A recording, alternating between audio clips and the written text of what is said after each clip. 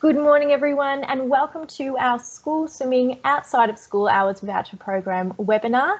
Thank you all for joining us today, and we would like to welcome you back to our on-screen webinars. We are hoping to jump back into the office soon enough next year so we can start presenting those face-to-face webinars again, or workshops again, to you all. Now, before we get started, I would like to point out that this session is being recorded today. You have had your cameras switched off and your microphones muted already, but we do ask that you please continue to ensure that those remain off for the duration of the session. We would also like to point out that this session is targeted towards swim schools. If you are a school, you are absolutely welcome to stay on. However, we will be hosting a session that's more targeted to our education industry on Monday afternoon between 3:45 and 4:45, which you are welcome to attend if you are from a school environment. Both these sessions will be recorded, so if you are unable to attend the Monday session and you would like to, if you are from a school, we will be recording that session as well, and we will make it available on our toolkit so that you can watch this at a later date. I may ask Michelle to pop that link to the recordings page for our toolkit straight onto the chat, and that brings us to the chat session here. So if you do have any questions or comments at any stage throughout the presentation, please don't hesitate to pop it in the chat straight away. We may be able to attend to it immediately, otherwise we may hold off on answering it until we get to a Q&A spot in the middle or at the end of the session, so that we can ask it during the session and everyone will be provided with the answer as well. All right, so let's get straight into it.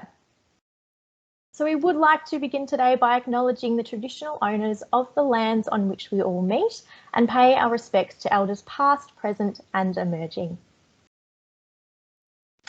I would like to introduce our presenters now. My name is Caitlin Greenhill. I am a Project Officer for Swimming and Water Safety Education at Lifesaving Victoria. We will also be joined by Jackie Taylor, who is the Learn to Swim Specialist at LSV, as well as Liz Tazzoni, who is the Group Manager of Education at LSV as well. And we are joined by Liz White, who is our School Swimming Specialist, or the School Swimming Coordinator at the Department of Education and Training. Now, I do apologise, Liz, I think I referred to your title incorrectly, but my screen is very, very small in this presenter mode. So when I do introduce you, please do point out your correct title there. And of course, as usual, we have our education team in the chat who will be answering your questions throughout. What we would love to hear from you first about is if you could jump in the chat and pop in where you are joining us from. We always love to hear where everybody is joining us from. So pop that in the chat as soon as you can, and I'm sure that Liz Tazzoni will be there and she can say a big hello to you as well. Just going through a few housekeeping things. As I mentioned earlier, please do make sure your microphones and cameras remain off. Now, we do have live captions available on our Microsoft Teams webinars. You are able to access this by clicking on the three dots at the top of your page, scrolling down to the live captions little option there and clicking on that. That will allow you to have that pop up on your screen if you would like to use those live captions today. This meeting will be recorded and it will be ending up on our toolkit in that page that Michelle posted in the chat there. Thank you, Michelle. And as I said, any questions or comments, please pop them straight in the chat anytime as soon as they come to your mind, and we will attend to that at the correct time during the presentation.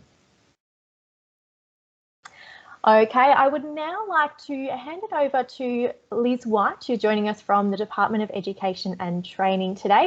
She is going to talk to us a bit more about swimming and water safety education in 2022. So thank you, Liz. Take it away. Thanks, Caitlin. And you're pretty close with my title. Good, I'm glad. I was squinting a bit at the screen there. I'm the statewide swimming coordinator for the Department of Education and Training. Hi, everybody. Lovely to see so many people here on the webinar. I'd like to talk to you today about the funding that schools receive from the Victorian Government. Also about what we're doing in Term 4 this year, and then leading into 2022 funding. Caitlin, if we could move to the next slide. So before I get into the funding, I'll just give you some background Swimming and water safety education has been a part of the Victorian curriculum foundation to Year 10 since 2017. And since this time, the Victorian Government has supported the delivery of swimming and water safety education through 2 funding streams. The first is the Swimming in Schools initiative, which provides funding directly to schools. So that's Victorian Government primary, specialist, and from 2022 English language schools as well. It also provides direct funding to Catholic primary schools. The second funding stream is the Public Water Safety Initiative, and this is a contract with Lifesaving Victoria, who provide or develop resources and provide training and direct support to the education sector and the aquatic industry.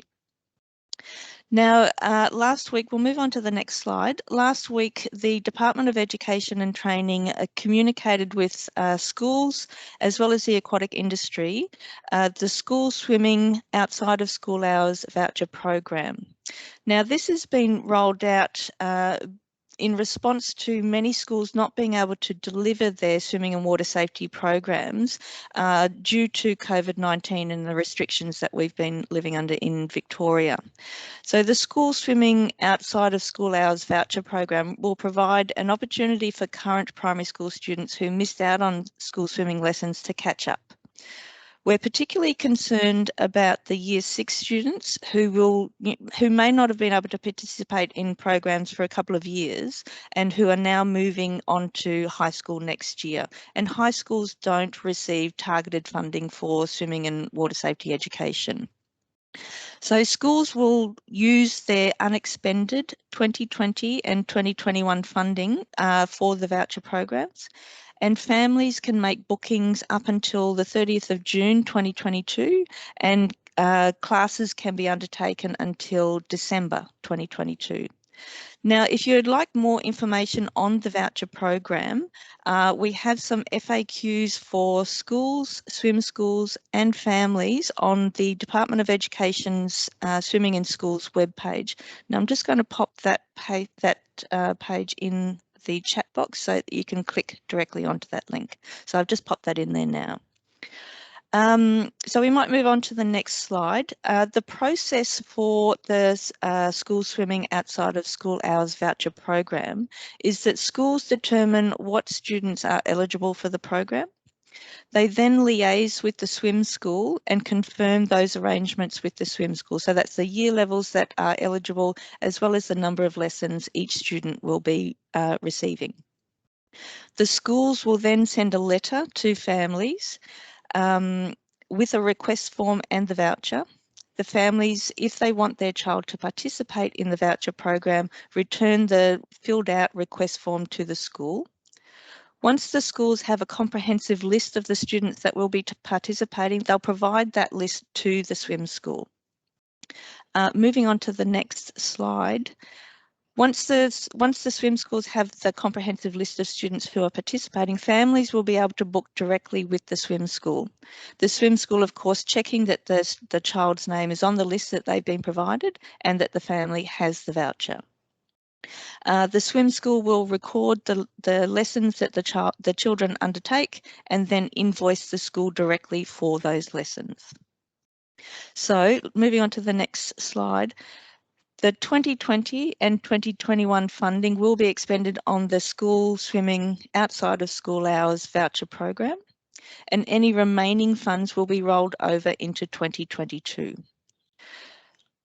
In addition to that, schools will receive 2022 funding. So the Victorian state budget for 2021-22 committed $55.2 million over the next 3 school years to swimming and water safety education. And schools are able to use this funding to deliver programs at any year level. So that's the context for schools going into 2022 and what's available to them.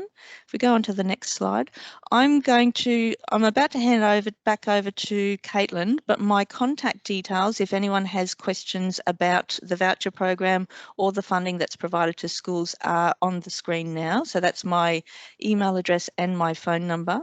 And I'll also be answering your questions on the chat function for the rest of the webinar. But if I don't get to all of them, please feel free to email me on school.swimming@education.vic.gov.au or call me on 4334 0523. I'm more than happy to answer any of your questions. So thank you very much, and back to you, Caitlin. Wonderful. Thank you so much, Liz, for all that information there. And as Liz said there, she will be sticking around with us to answer any questions that pop in the chat. However, we are going to take a moment now to, if there are any questions related to what Liz just discussed with us now, if you could please pop those in the chat and we will answer those, because there may be some fresh questions in your mind with all that information that was just shared there. So I'm going to ask Liz Tazzoni or Michelle if there are any questions in the chat. If not, have a think about any questions you may have, anyone. Pop them in the chat now and we can get to them during this time.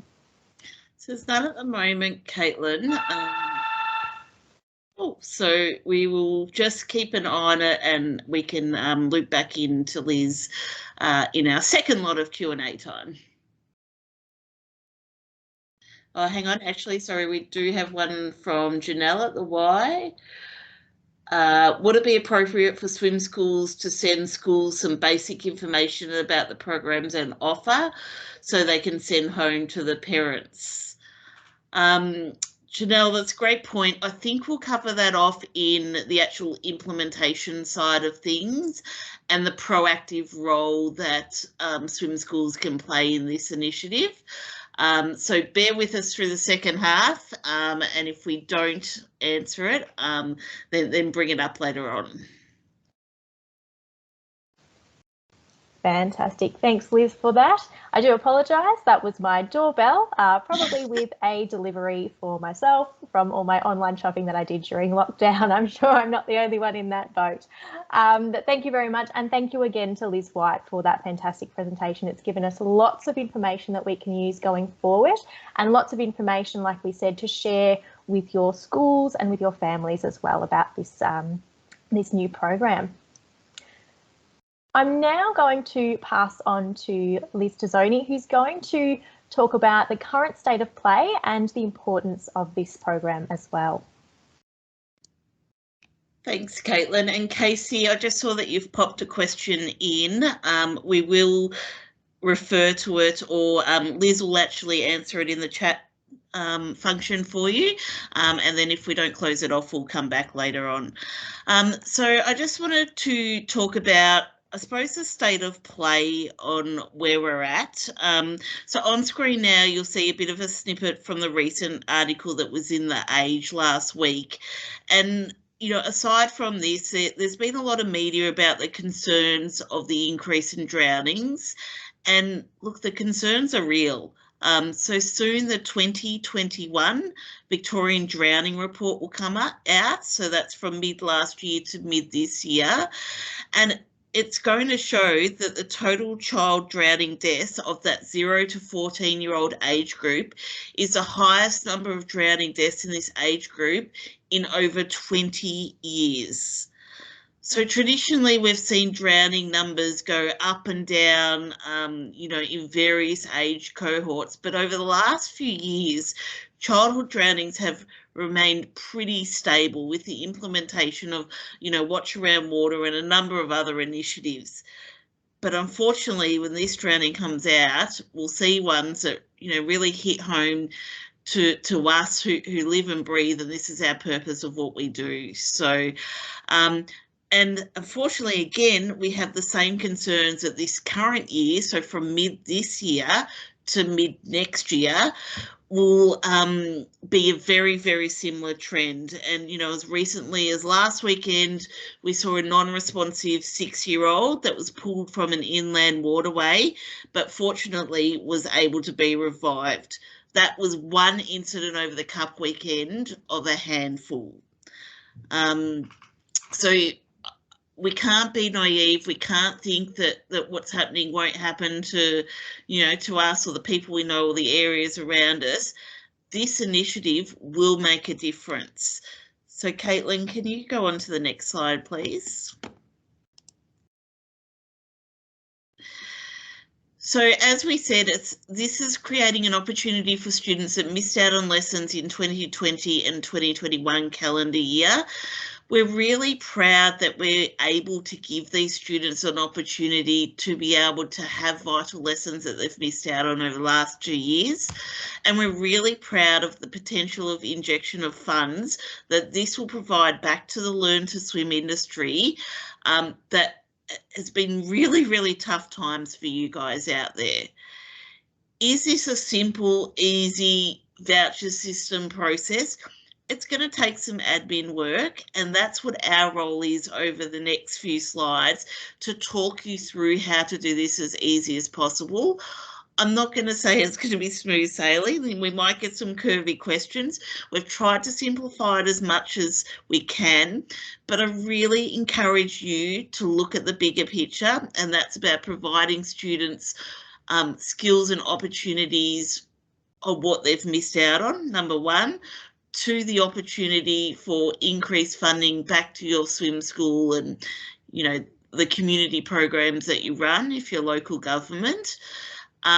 So think about the bigger picture when we are talking about the nitty-gritty details of the admin side of things. We know that not one size fits all, but we've got to think, and I'm just going to use round numbers here, it's miles over this number, but if 1,000 kids missed out on lessons and 1,000 kids get offered this voucher system, if 700 of them get it, then that's, and we can't cater for everyone, that's 700 students that otherwise would not have the opportunity to catch up in the last 2 years. So we know it's not going to be one size fits all, it's not going to fit perfectly, but any movement that we can do in this space with your cooperation and schools will be of massive benefit. I'm going to leave it there for now, and I'm going to pass over to Jackie. So Jackie's our Learn to Swim specialist, who will be supporting swim schools and the initiative and the rollout of this.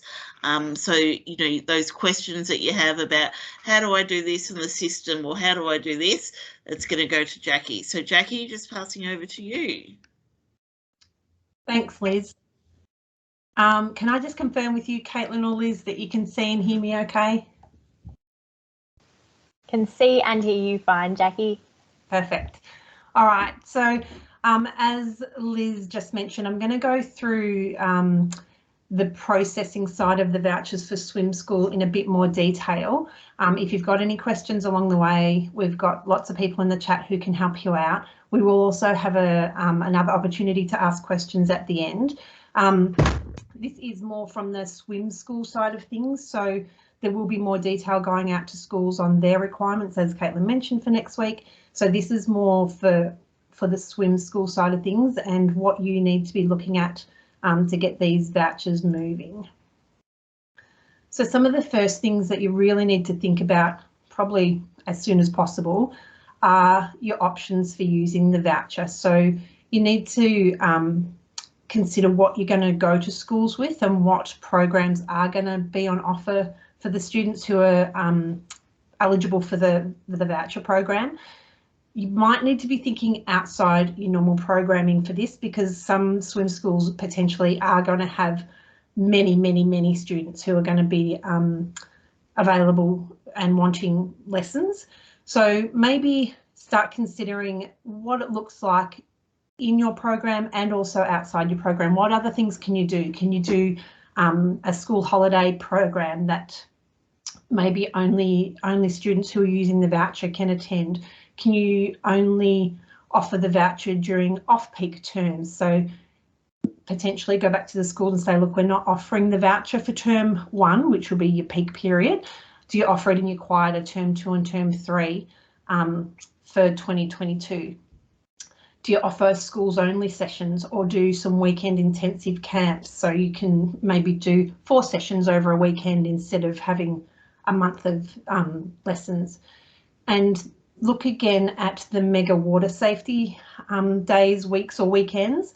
We really want to have a look at that Victorian Water Safety Certificate, and we're aiming for kids to get those skills ticked off that are on the Victorian Water Safety Certificate. So if you run a mega water safety day, look at what those requirements are for students to be reaching those goals, and set your water safety days intentionally to target those skills. You also need to start thinking about what you'll be charging for these lessons. Are they going to be the same as other lessons?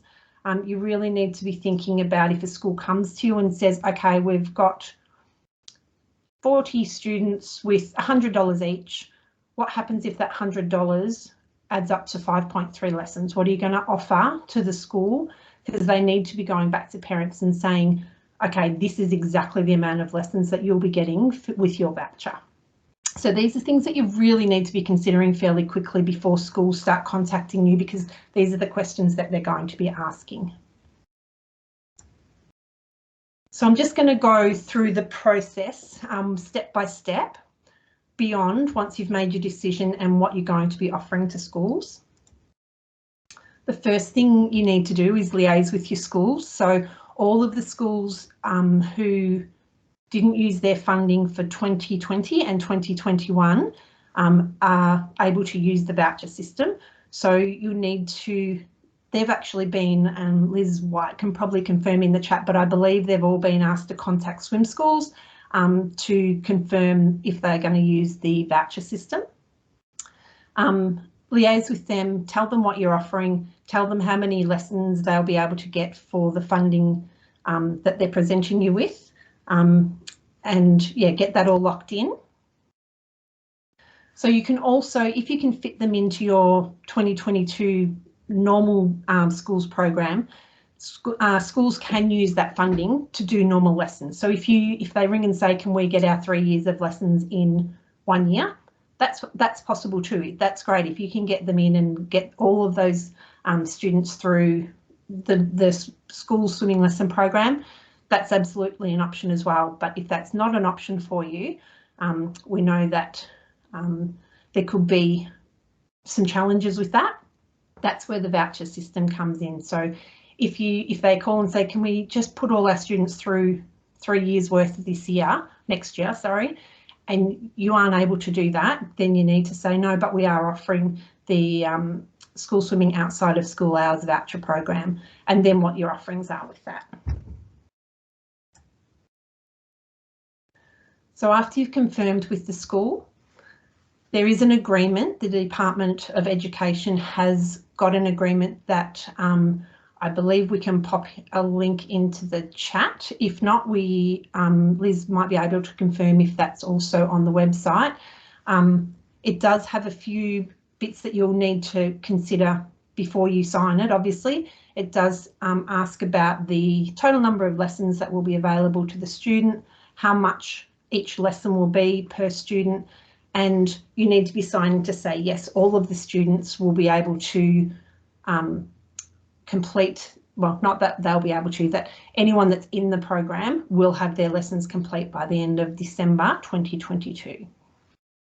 So this is just a couple of snippets that I've made out of the agreement. It is a 5 or 6 page agreement, and Liz has just said that other schools have all got a copy, so that's great. So they'll be able to provide that to you, but I just wanted to let you know that you need to have that information ready to sign the agreement.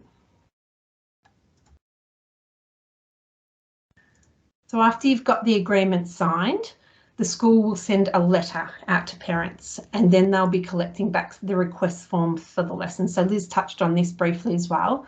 This is the letter that will be going out to parents from schools. They need the information from you to say what the offer is, what you'll be providing. So again, you need to make sure that that's concrete, that you're ready to go with that information. The first page is information about the program. The second page is actually the request form at the top for parents to complete and return to the school to say, yes, I'm interested in my student attending the program. So schools have already will have already decided by then which students are eligible for the program, and they'll send it out just to those students. So this will only go out to the students who are going to be eligible for the program. then yeah, the request forms will come back. The parent will keep the bottom part of the second page, which is the actual voucher. So they'll keep that. The school have already filled in all the information that they need. You'll note that there's a date on there that says when the parent can come to the swim school and enrol by. So they will have that information as well. So after the parent letter has gone out, parents have returned the request form to say, yes, I would like my child to participate in the program. The school will then, as Liz mentioned earlier, put all the names together into a list and provide it to the swim schools. So you really need to be letting your schools know when you need that list by. If you want to be running the voucher program in term 1, then let them know that you need the list by a certain date in December or a certain date in January. If you're going to be running it in term 2 or 3, then you've got a little bit more time for the schools to get their information together. Once the school's got that list back to you, you really need to decide what to do with it, because when a parent comes in to enrol, you need your staff to be able to access that list so that they can confirm that that student is on the list. So you need to decide where it can be held safely so that the information's kind of not out and about everywhere. But you also need to make sure it's available to the staff who are going to be enrolling the students. And you also need to train your staff, obviously, on how this is all going to work before the parents start calling. And even though the date's on the form to say contact your swim school after this date, you can pretty much guarantee you're going to get inquiries before then. So don't wait until the date when you've said to a school, okay, we don't want inquiries until after this date. Don't wait till that date to train your staff. You want to get on top of it early, because parents will be keen to get in. It's quite likely that that summer rush is going to happen and parents will want to beat the rush as they do every year. So make sure that your staff are trained on this as early as possible, even if it's just that trained to have that initial conversation to say, okay, this is your child's at this swim school, we're not taking enrolments or we're not using the voucher program until whatever date. So make sure you get onto that early too, because this is out and about in the public and the schools do have it, and we'll be putting the information out to parents as soon as they've touched base with you. So after you've got your list and that date hits, the parent, well, in a perfect world, we'll wait until the date comes where the parents are going to contact you, probably get some inquiries beforehand and parents trying to book in. But as of the date that you've made available for your program, the parents will contact you directly. So that will be a direct contact to swim schools to enrol into the program. So it's not going through schools. Once that list is provided to you, you'll be running the program from there. So everything beyond that will be held by the swim school. So the parents will get in touch to enrol into the program from there. So make sure your staff are ready. If you're a big school and a big swim school and you've got a lot of schools that normally would attend lessons with you, there's potential for hundreds of students to be getting in touch within a fairly short time frame. They're all going to want to beat each other to make sure they can get into the program. So make sure your staff are ready. Maybe think about, do you have 3 days set up where someone's just on an enrolment desk? How are you going to track the enrolments? Will they go into so if you're using links, will your students just drop into your links program? You'll sign them up like a normal enrolment. Will they just do the normal assessment program where you've just got your questions that you go through? Are you going to keep these students on a separate list where you can track them and make sure that you know when their lessons, when the funded lessons are finished? Yeah, you need to think about that whole enrolment process, what it looks like, because some of these parents may never have had contact with your swim school before. Excuse me. It's your first opportunity to impress these families. So you need to make sure that your processes are ready to go. It's potentially going to be a really busy time. especially if you are ready for the voucher program to start in term 1, you know that it's a big enrolment period already. How are you going to make sure that you're servicing your regular customers as well as these new customers who have the funding to only last a certain amount of lessons? You want to be creating a good experience so that we can keep these students in swimming lessons beyond the funding.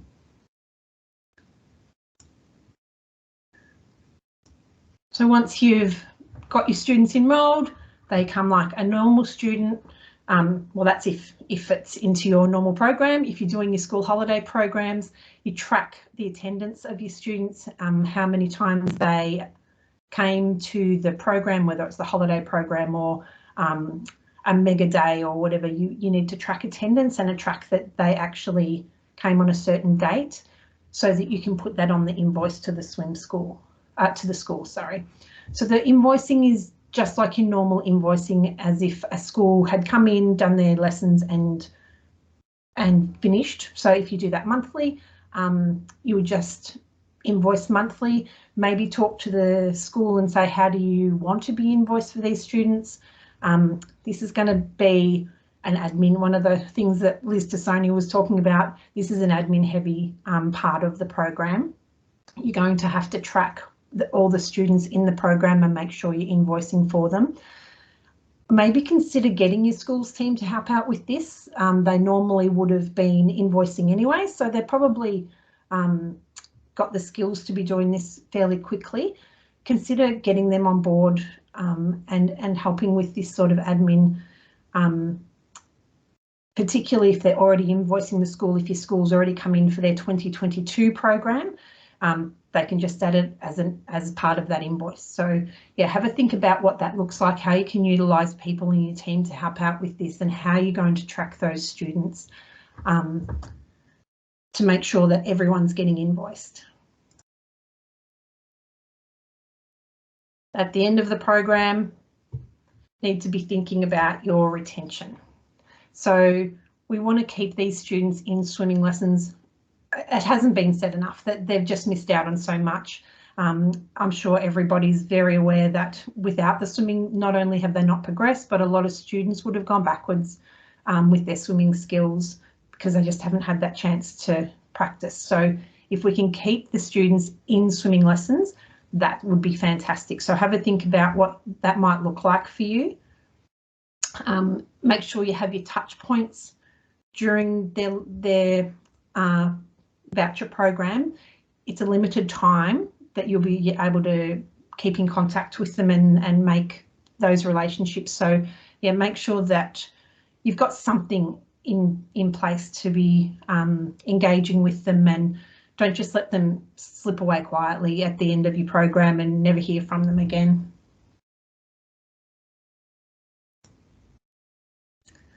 So there is a checklist that we've done up for swim schools. This is a quick overview, and it's very similar to what Liz presented earlier. We have got this available if anyone wants the link. We haven't been able to get the link to work to give you access today, but if anyone does want this, let us know, or take a quick screenshot now. But we do have this available to email out if anybody would like it. But it's pretty much a brief of what we've gone through today.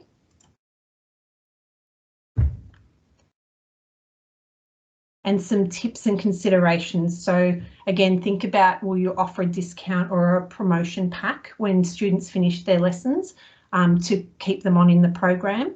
Have a think about, is there some media opportunities? If you get an overwhelming acceptance of the voucher and you've got a great number of students in your program, can you get the media there to say how amazing the program's been and how many students you've been able to put through on the program? And most importantly, actually not most importantly, but very importantly, maintain the relationship with the school into the future. So hopefully you've already booked them in for their 2022 program. So you've already built that relationship, but it is great to be able to go back to the school and say, hey, we've had 200 of your students come in and use the voucher program, which is amazing. How are we going with looking at getting in for 2022 or an ongoing program for the next 5 years or whatever? So make sure you touch base with the school, let them know the success of it, and yeah, build those relationships with your schools, which maybe isn't in a spot you want it to be after we've had such a big break. It's a good opportunity to build those relationships back up again. So this is our contact email. If anyone beyond today has any questions, needs any help with anything, we're more than happy to reach out to us, and we'll do what we can to help out. Caitlin, this is Caitlin's email, so you always get a very cheerful email back, but all of us from the education team are happy to help out in any way that we can. Caitlin, I'm going to pass back over to you now with any questions that have come up in the chat that haven't been able to be answered along the way. I can hear the buzz in my ear, so I know there's been a lot of discussion, but I haven't been able to keep up with it. There's been so many. Is there anything that you need me to answer before you move on? Thanks, Jackie. I do believe that all the questions have been answered in the chat as we've been going, but some really great questions that I might read out just to bring to everyone's attention. We did have a question around being able to I guess have different arrangements for students who are already enrolled compared to new students, and that has been answered by Liz White. She did say that the arrangements with schools will need to be consistent for all students, but how that is managed by the swim school with families who already attend is up to the swim school. So thank you, Liz, for attending to that question there. Liz, I might give you an opportunity as well to jump on, and I know that you've been attending to many of the questions in the chat. If you did want to make any additional comments based on the questions that you've read or the answers that you've provided, I'll give you an opportunity now to jump on. That's Liz White. If not, we're happy to continue on. Thanks, Caitlin. There seems to be a number of questions about current students and new students coming into a swim school. I think what's important to understand is with schools at the moment, they're dealing with an exceptional amount, getting students back into school, dealing with mental health issues, transitioning students back, trying to catch them up with numeracy and literacy. They have an enormous amount on their plate. So what we would like to do is minimise the administration for primary schools and for swim schools. So keeping it as consistent for all students, within the one arrangement is very important. But as I said in the chat, each school is going to have different requirements, and each arrangement with each school will be specific to those needs. So each school might have a different need, but within the arrangement for that school, it needs to be consistent with all students from that school. I hope that clarifies things. Maybe not, maybe it's made it worse, but there's my response. If anyone has further questions, I'm happy to answer them. Fantastic. Thank you so much, Liz. No, it was a really great explanation to that one. And like you said, we did have a couple of questions around that topic in the chat. We might pop Liz White's contact details back in the chat now, just so they're fresh and at the end of or at the top of your chat there, just in case you do have any more questions regarding the voucher system itself. As Liz mentioned at the start of the session, she's more than happy to answer those questions for you by contacting her email address there. We just had a question pop in as well within one school. Oh, actually, I think that's a follow-on from a previous question, so I will leave that one. Any other questions, please do pop them in the chat now. Otherwise, we are going to pop up a QR code for a survey that we do request that you complete. This is a very similar survey to what we usually put in at the end of our webinars. It allows you to provide us with the feedback about the topic that we spoke about today to ensure that we are providing the most up-to-date information, the most relevant topics in all of our webinars that we provide to you throughout the year. So this should only take you a few minutes max to complete. If you are unable to use that QR code, I know that many of us will be very used to using them now. However, if your camera is not working, you are able to still access the survey by jumping onto www.slido.com and popping in that code in the, there's a little box on the website there for you to access this particular survey. So we do request that you do complete this just so we can continue to provide you with the most relevant webinars and workshops for you going forward. And it also allows us to evaluate the workshops that we have presented to you in the past. So I would like to thank you all for joining us today. We will stay on this chat and I will ask Liz White if she could stay on this chat for a little bit longer, a few more minutes, just in case we do get any last minute questions. However, this brings us to the end of our presentation and I would like to thank all of you for joining us today. As I said, this webinar has been recorded, so if you would like to share this with any of your colleagues or rewatch it at any time, it will appear on our toolkit on the webinars and recordings page, which Michelle popped in the chat at the start of the webinar, and it should be up there within 1 week following this presentation. So by the end of next week, it will be at the very top of that page, so you are able to access it there. I would like to thank you again for your continuous dedication to swimming and water safety for our Victorian children. As we know, it is a very important time for children to get their skill levels back up and running, back up to scratch, getting their water safety knowledge working, and we want to be able to provide the resources and the support to be able to assist our Victorian students in developing those skills and the knowledge leading into that summer period. But we also thank you for your support in that area as well, not just this year, but into next year as well. We do very much appreciate it. So I would like to say a very big thank you to all of you, a very big thank you to all of our presenters today. Have a very safe and enjoyable Friday and enjoy your weekend as well, and we will see you next time.